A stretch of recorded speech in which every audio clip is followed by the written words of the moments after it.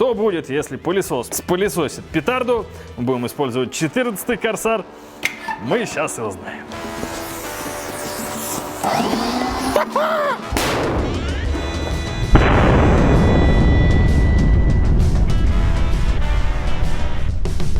Бля!